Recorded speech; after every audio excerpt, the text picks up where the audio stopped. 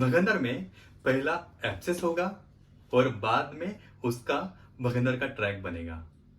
जानिए भगंदर होता कैसे है।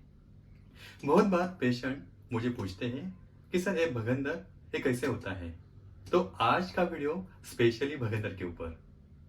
आपको तो पता है कि हमारे बॉडी में बहुत सारे ग्रंथि रहते हैं, यानी ग्लैंड्स रहते हैं, जैसे कि पिट्यूटरी ग्लैंड्स, यानी थायराइड ग्लैंड्स भी रहती है, एड्रेनल ग्लैंड्स रहती है।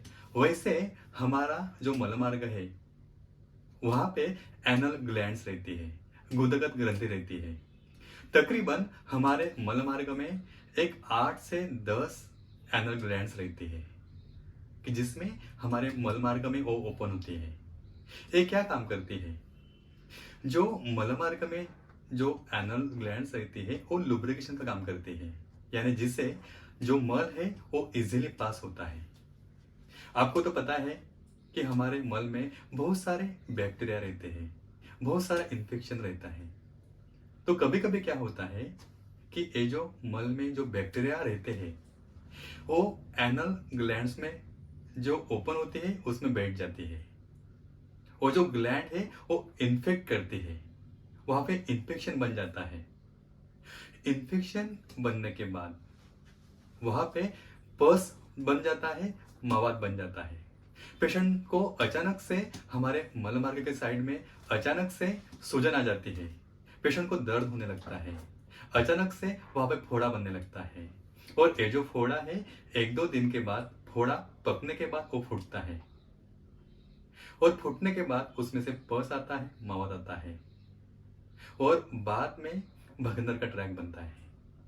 तो कभी भी पहला एब्सेस बनेगा, और एब्सेस बनने के बाद वहां पे जो भगंदर की जो नली है जिसे हम सुरंग बोलते हैं, यानी भगंदर का ट्रैक बनेगा।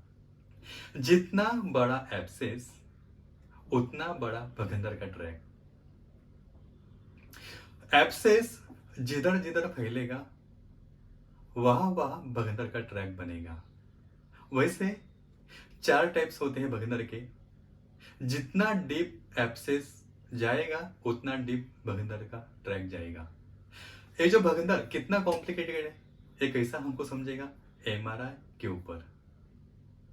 तो बहुत सारे पेशेंट एमआरआई नहीं करते हैं, तो आपको कुछ भी ट्रीटमेंट करने के बाद आपको एमआरआई करना जरूरी है। और भगंदर में ऐसा देखा गया है कि बहुत बार पेशेंट को एक दिक्कत आती है। पेशेंट भगंदर का सर्जरी करता है, लेकिन सर्जरी करने के बाद भी उनको वापस रिकरेंस होता है, यानी भगंदर का ऑपरेशन सर्जरी करने के बाद भी उनको वापस ये जो भगंदर बन जाता है। तो आपको ऐसी दिक्कत अगर होती है तो आप डायरेक्टली मेरा जो नंबर है 9820703498 ए नंबर पे कॉल कर सकते हैं। या अभी हमने क्या किया है कि ऑल ओवर इंडिया हमने हमारे ब्रांचेस ओपन किए हैं, तो आप वहां पर भी जाके दिखा सकते हैं। वहां पे एक्सपर्ट कोलोरेक्टल सर्जन अवेलेबल है। तो आज हमने जाना कि ये भगंदर होता कैसे है। तो भगंदर में पहला एब्सेस बनेगा। जितना बड़ा एब्सेस उतना बड़ा भगंदर का ट्रैक। इनिशियली अगर ऐसी कंडीशन आपको होती है तो आप, अगर एब्सेस की शुरुआत होती है तो अगर आप उसमें अगर हायर एंटीबायोटिक अगर लेते हैं या अच्छा कुछ एंटीबायोटिक अगर पेन किलर भी लेते हैं तो वो एब्सेस कम हो जाता है, और भगंदर होने का पहला वो जो एब्सेस है वो बहुत कम होने से आपका भगंदर का ट्रैक बन जाता है।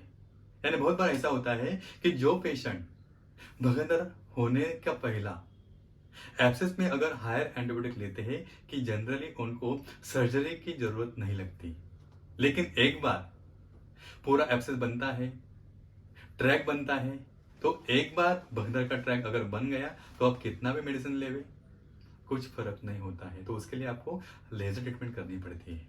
ठीक है दोस्तों, फिर मिलते हैं आने वाले नए वीडियो में। तब तक के लिए धन्यवाद।